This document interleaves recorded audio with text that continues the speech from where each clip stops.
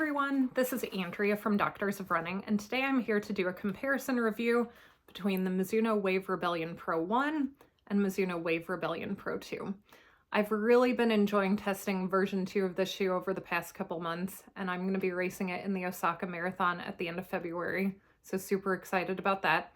But I also really loved testing version 1 last year when Mizuno sent it to us. I've gotten a lot of questions about the differences between the shoes, which one I like better. So I thought I'd do this video to answer some of your questions and hopefully help you decide which one might be better for you. So let's talk about the specs of the shoes first. So first of all, the weight is the same between version 1 and version 2. So both shoes are 7.6 ounces, 215 grams for a men's size 9, 6.3 ounces, 178 grams for a women's size 8.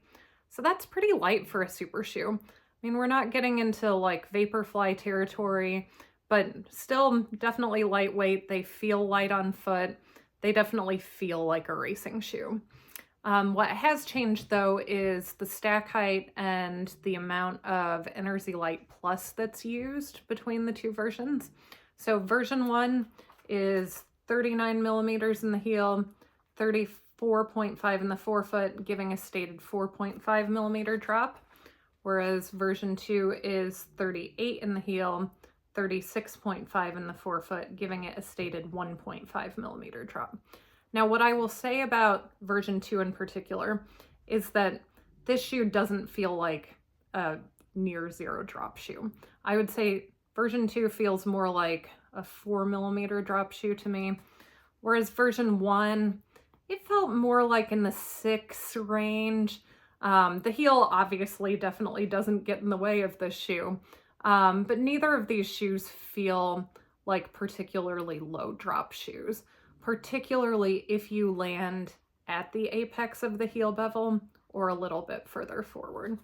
So you can see in version 2, the heel bevel is significantly further forward than version 1, which definitely gives it a more aggressive ride, and I'll talk a little bit more about that later. But first, let's finish talking about the specs. So both shoes have Mizuno's foams Energy Light and Energy Light Plus.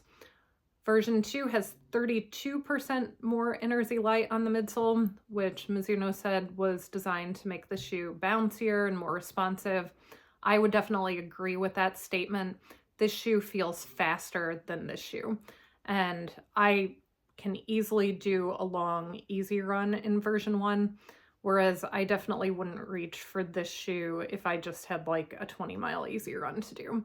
And the reason for that is the difference in the placement of the heel bevel and just how bouncy and responsive the foam feels in version 1, which is a little more muted, and version 2, which is definitely more than version 1. The other big change between the two versions, I'm going to hold the shoes up so you can see the bottom, is version 1 had this medial cutout in the midfoot. And for a lot of people, that felt unstable. Kind of felt like it made you collapse inward as you were progressing from initial contact to push off. I felt that a little bit. It didn't bother me, especially because I land out here. But a lot of people had that complaint like, oh, I wish they'd fill that in because it just feels a little too unstable for me.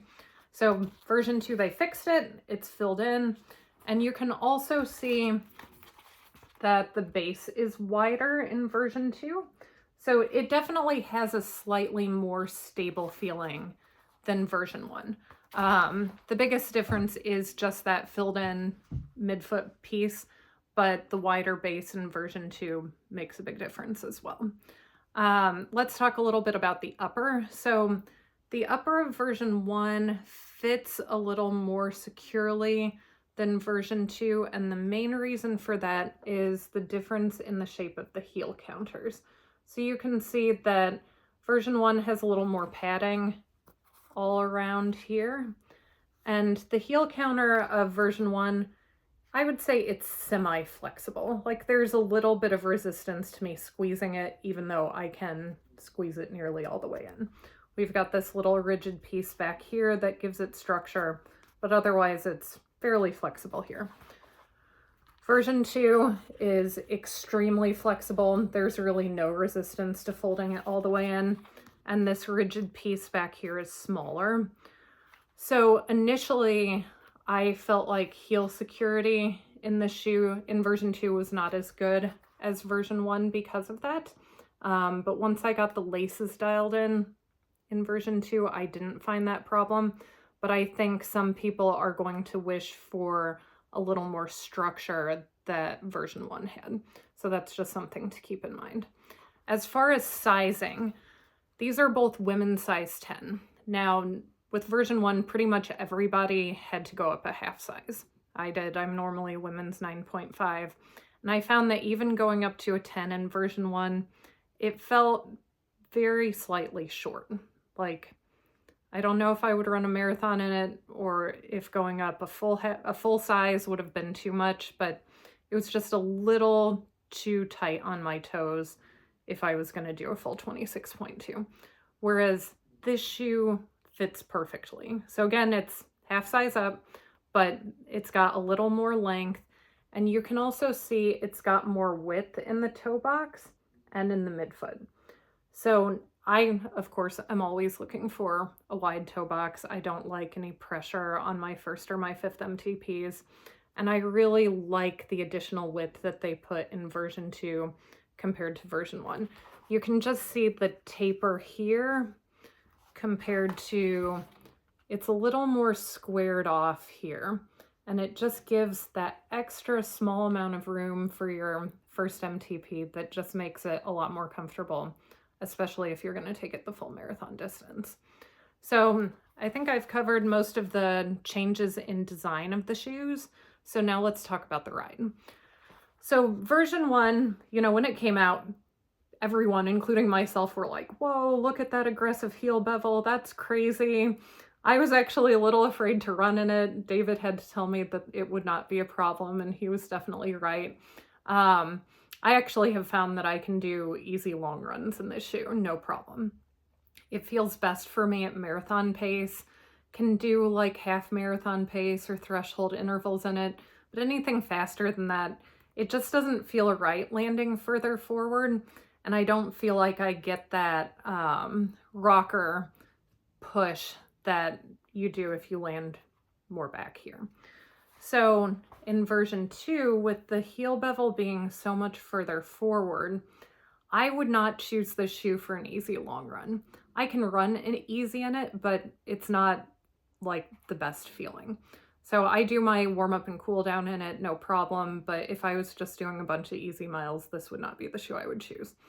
But for marathon pace and half marathon pace, it feels so perfectly tuned to that for me. It just feels like I land just in front of the apex of the bevel and it just shoots me forward. It's so smooth, and because of how wide the base is, I really don't feel like there's any excess medial lateral movement. It's all just forward movement into push off. So half marathon, marathon pace are definitely where version 2 feels best for me. I have used it for faster intervals, but it feels like when I land significantly forward of the heel bevel that I stop getting that rocker benefit, and it starts to have more of like a pogo feeling where it doesn't feel like it's assisting me as much as I would like. So then I would choose a different shoe for that. And for me, my like faster running shoes are definitely the Alpha Fly. Alpha Fly 1 is my #1 choice for faster intervals. But I am also liking Alpha Fly 3. But anyway, so version 2, definitely tuned for faster running. What that will mean for you is going to depend on your mechanics and where you land at marathon pace, or where you land at 10K pace, or where you land at 5K pace. I wouldn't use it for a 10K or 5K, but you might find the opposite. Same thing with version 1, especially if you're a heel striker.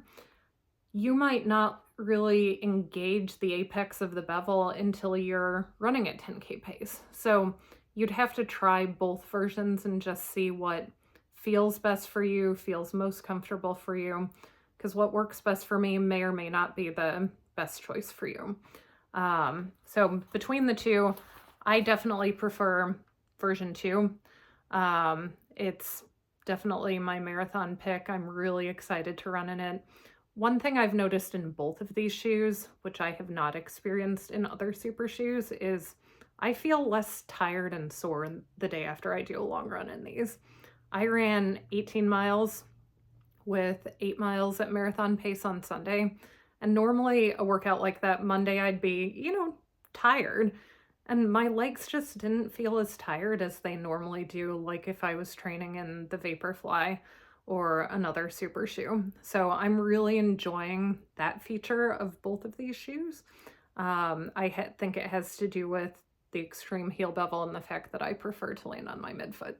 So if that's similar to your biomechanics, you might find a lot to like in these shoes as well.